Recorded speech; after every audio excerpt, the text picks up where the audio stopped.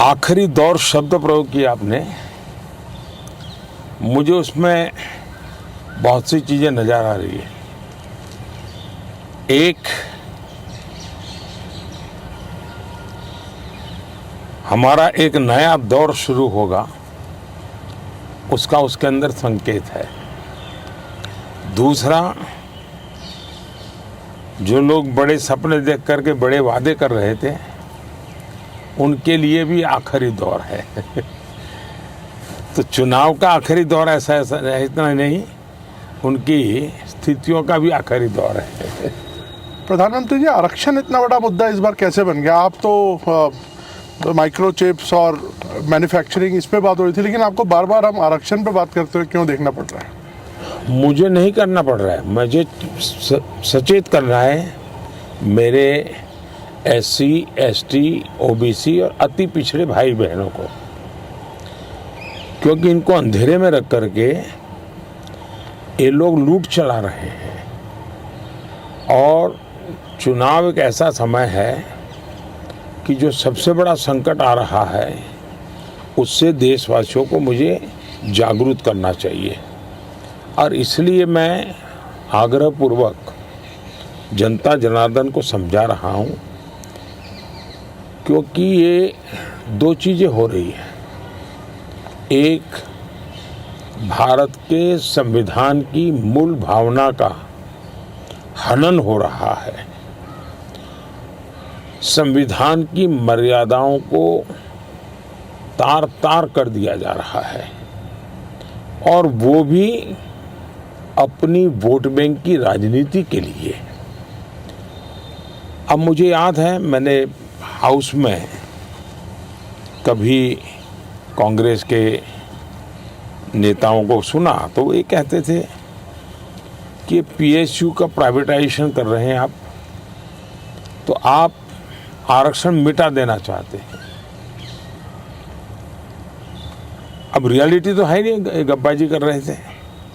लेकिन मेरे सामने आया कि जो लोग इतने बड़े दलितों के हितैषी अपने आप को कहते हैं, आदिवासियों के हितैषी कहते हैं, वे हकीकत में उनके घोर दुश्मन हैं।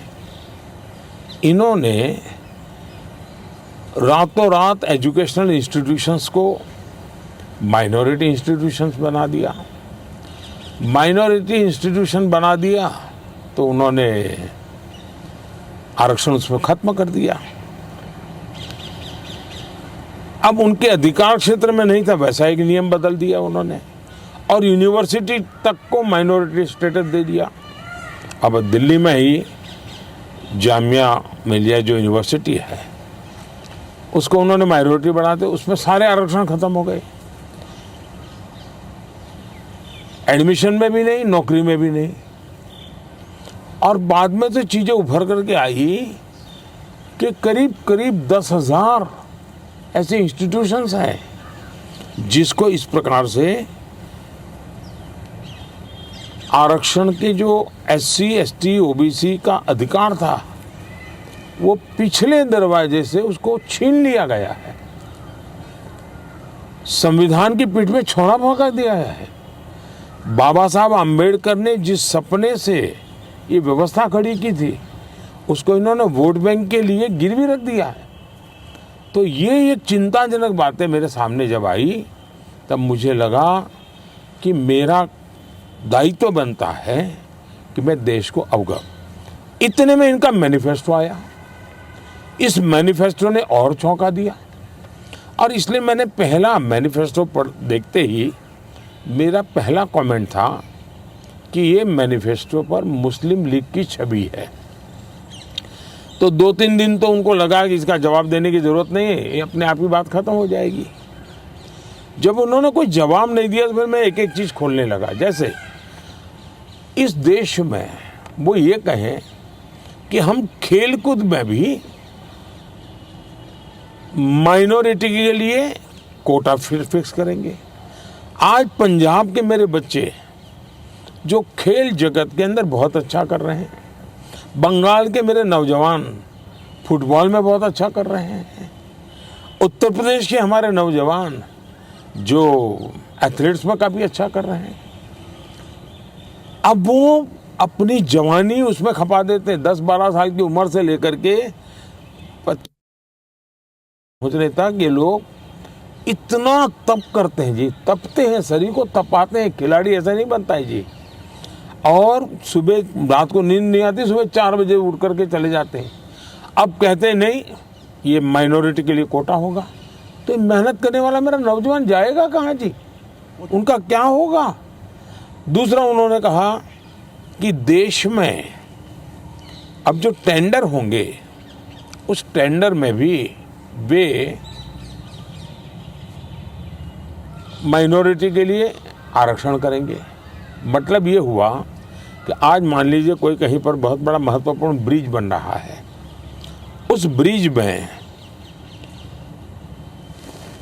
कौन ब्रिज बनाएगा?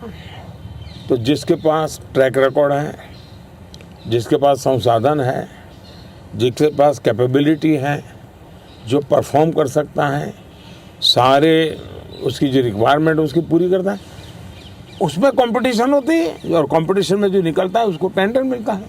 ये कहते नहीं, ये सब बाद में। अब मुझे बताइए, अगर इसी प्रकार से सिर्फ धर्म के आधार पर कोटा दे देंगे, वो ब्रिज बनेगा, लोग मारे जाएंगे, तो कौन जिम्मेवार होगा? क्या आप वोट बैंक के लिए आप आने वाली पीढ़ियों को भी तबाह करना चाहते हैं? तो ये ऐसे विषय थे जो कांग्रेस ने अपनी वोट बैंक के खातिर मैदान में उतारे। तब मेरा कर्तव्य बनता है कि मैं मेरे दलित भाइयों के अधिकार के लिए लड़ूं, मेरे आदिवासी भाई बहनों के अधिकार के लिए लड़ूं, मेरे ओबीसी पिछड़े भाई बहनों के अधिकार के लिए लड़ूं, और इसलिए मैं लड़ाई लड़ रहा हूं। तो ये जो परसेप्शन बनाया जा रहा है कि आप आए तो बिल्कुल आरक्षण ही खत्म कर देंगे, ये क्या, इस पर क्या बोलेंगे आप? इन्होंने ये पाप कर दिया है, उसके खिलाफ मैं बोल रहा हूँ, इसलिए उनको झूठ बोलने के लिए ऐसी चीज़ों का उपयोग करना पड़ रहा है। अभी कोलकाता हाई कोर्ट का सर एक ऑर्डर आया है जिसमें 2010 के बाद जितने ओबीसी सर्टिफिकेट बन रहे हैं उसको खारिज कर दिया है। इनके मोडस ऑपरेंडी है कि पहले इन्होंने कानून बना करके माइनॉरिटी को देने का पाप शुरू किया, पहले आंध्र में शुरू किया। सुप्रीम कोर्ट ने तक में वो हार गए, हाई कोर्ट ने उसको रिजेक्ट कर दिया क्योंकि संविधान अलाउ करता नहीं है। तो इन्होंने चालाकी करके पिछले दरवाजे से खेल शुरू किया, और पिछले दरवाजे से खेल शुरू करने के लिए इन लोगों ने रातों रात मुसलमान की सभी जातियों को ओबीसी बना दिया। सभी जातियों को ओबीसी बना करके जो ओबीसी का हक था वो रातों रात डाका डाल दिया, लूट लिया।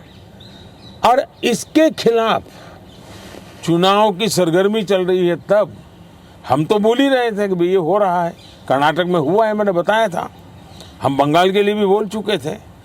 लेकिन जब हाई कोर्ट का जजमेंट आ गया तब ये साफ हो गया कि इतना बड़ा धोखा हो रहा है। लेकिन इससे भी दुर्भाग्य की बात है कि इतना बड़ा वोट बैंक की राजनीति करने के लिए वे अब इनको भी गाली दे रहे हैं, जुडिशरी को गाली दे रहे हैं, न्यायपालिका को गाली दे रहे हैं, और वो यहाँ तक कह रहे हैं कि कुछ भी हो जाए हम कोर्ट की बात मानने वाले नहीं हैं। ये जो स्थिति है वो किसी भी हालत में स्वीकार्य नहीं हो सकती है। सर, केजरीवाल जी अभी जब जेल से बाहर आए तो उन्होंने कहा कि प्रधानमंत्री जी ही तय करते हैं कि कौन जेल जाएगा। वो कहते हैं सोरेन को और मुझे उनके इशारे पे जेल में डाला गया। अच्छा होगा ये लोग संविधान पढ़ लें, देश के कानून नियम पढ़ लें, मुझे किसी को कुछ कहने की ज़रूरत नहीं है। सर, इस बार चुनाव में हम देख रहे हैं कि एक पर्सनल अटैक्स बहुत हो रहे हैं। लाइक आप पर भी कई बातें बोली गई हैं और आपकी तरफ से भी कुछ लोगों को कुछ बोला गया है। तो पर्सनल अटैक्स किस लिए इस बार? आपको लगता नहीं ये शैली नहीं होनी चाहिए चुनावों में? जहाँ तक मोदी का सवाल है, मैं तो पिछले 24 साल से गालियाँ खा करके गाली प्रूफ हो गया हूँ। मौत का सौदागर किसने कहा था? गंदी नाली का कीड़ा किसने कहा था? और मेरे यहाँ तो पार्लियामेंट में एक दिन हमारे एक साथी ने हिसाब लगाया था, 101 गालियाँ गिनाई थी। तो चुनाव या चुनाव न हो, ये लोग मानते हैं कि गालियां देने का हक उनका ही है, और वे हताश निराश इतने हो चुके हैं कि गालियां देना, अपशब्द बोलना, ये उनके शायद जहन में है, उनके स्वभाव में हो गया है। प्रधानमंत्री जी, एक आरोप विपक्ष और लगा रहा है कि ईडी, आईटी, सीबीआई इसका इस्तेमाल किया जा रहा है विरोधियों को दबाने के लिए। मेरा मीडिया को सवाल है कि विपक्ष ने आपको ये कूड़ा कचरा पकड़ा दिया, वो कूड़ा कचरा लेकर के आप हमारे पास पहुंच जाते हैं। मीडिया वाले रिसर्च करें कि भाई सरकार के लिए क्या सवाल पूछने चाहिए, प्रधानमंत्री को क्या सवाल पूछना चाहिए। जो कूड़ा कचरा फेंक रहा है उसको पूछो ना, भाई तुम ये जो कह रहे इसका सबूत क्या है, कानून नियम क्या है, उसको पूछो ना। उसकी आपकी हिम्मत नहीं है। लेकिन वो जो कूड़ा कचरा फेंकते हैं, वो कूड़ा कचरा लेकर के आप मेरे यहाँ आते हैं। ये ठीक है कि मैं रिसाइकल के मानता हूँ, तो मैं इस कूड़े कचरे का रिसाइकल करके उसको खाद में परिवर्तित कर दूंगा और उसमें से देश के लिए कुछ न कुछ अच्छी चीज़ें पैदा कर दूंगा, इसलिए वो तो मैं करूंगा। लेकिन सरकार क्या करती है? आज गांव के सरपंच को चेकबुक पर सही करने का अधिकार होता है, देश के प्रधानमंत्री को नहीं है। ये इतना नॉलेज नहीं है इन लोगों को। देश के प्रधानमंत्री के पास इस प्रकार का कोई अधिकार नहीं होता है। मोदी सरकार का मैंडेट क्या है? मोदी सरकार ने अपने अफसरों को कहा है कि मेरी सरकार करप्शन के विषय में जीरो टॉलरेंस। अब ये दफ्तर के अंदर बैठे हुए लोगों का काम है कि उसको लागू करें। और सचमुच में तो किसी ज़माने में 10 साल में मनमोहन सिंह जी की सरकार थी, 34 लाख रुपया पकड़े गए थे। 34 लाख रुपया मतलब एक स्कूल बैग में आप आ जाए। वर्तमान में ईडी ने 10 साल में 2200 करोड़ रुपया पकड़ा है। ये तो टीवी पर दिखता है, ये तो कोई झूठबाजी हो नहीं सकती है। अब जो 2200 करोड़ देश को वापस लाया है, ये उसका सम्मान होना चाहिए, उसको गाली गलौज होना चाहिए। तो गाली गलौज कौन करता है? जिसका पैसा गया है वो गाली गलौज कर रहा है। 2200 करोड़ जिसके जेब में से गया है, जिसने चोरी कर करके इकट्ठा किया था, वो पकड़ा गया, वो चिल्ला रहा है। इसका मतलब ये जो चोर पकड़े जा रहे हैं, इसमें जिसकी भागीदारी होगी वो चिल्लाएगा। मुझे थोड़े से अलग मुद्दे पर आते हैं। कश्मीर में हम इस बार देख रहे हैं रिकॉर्ड वोटिंग हो रही है। ऐसे ऐसे इलाकों में रिकॉर्ड तोड़ वोटिंग हो रही है जहां पर ऐसा सोचा नहीं जा सकता था। इस पर आपका क्या आंकलन है, आप कैसे देखते हैं? पहले तो मैं चाहूँगा कि कश्मीर की जो स्थिति बदली है उसके संदर्भ में सबसे तो पहले मैं मेरे देश के न्याय तंत्र को प्रार्थना करना चाहूँ कि अगर सरकार किसी काम को करने के लिए, उसका एक डिजाइन होती है, उसकी एक स्ट्रेटेजी होती है। ऐसी समस्याओं के समाधान के लिए उस स्ट्रेटेजी के तहत काम करना होता था। अब उसके लिए कभी मुझे इंटरनेट बंद करना पड़ा, कोई एनजीओ कोर्ट चला गया और वो बड़ा कोर्ट के अंदर बड़ा इशू बन गया। आज समझिए कि भले मैंने कुछ समय के लिए इंटरनेट बंद किया था, लेकिन आज बड़े गर्व के साथ वहाँ के बच्चे कहते हैं कि 5 साल से इंटरनेट बंद नहीं हुआ है, 5 साल से हमें सब सुविधाएं मिल रही है। कुछ दिन तकलीफ हुई, लेकिन अच्छे काम के लिए हुई थी। अब वो अदालत के अंदर जब विवादों में चढ़ जाता है, तब चीज़ें गड़बड़ा जाती है। तो ऐसे जो एनजीओ हैं जिन्होंने अदालतों के भरोसे लड़ाई लड़ना शुरू किया है, एक तो देश को उनसे बचाना बहुत ज़रूरी है। दूसरा, वहाँ का सामान्य मानवी जब मतदान करता है ना, तब वो सिर्फ किसी को जिताता ऐसा नहीं है जी।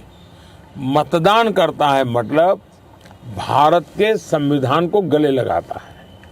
मतदान करता है तब भारत की सरकार बनाने में वो गर्व के साथ भागीदारी करता है। मतदान करता है मतलब कि भारत के सार्वभौमत्व के प्रति अपना समर्पण व्यक्त करता है। दूसरा, उनको विश्वास हुआ कि ये सरकार ऐसी है कि जहाँ फेयरनेस है, हम भरोसा कर सकते हैं कि ये सही होगा।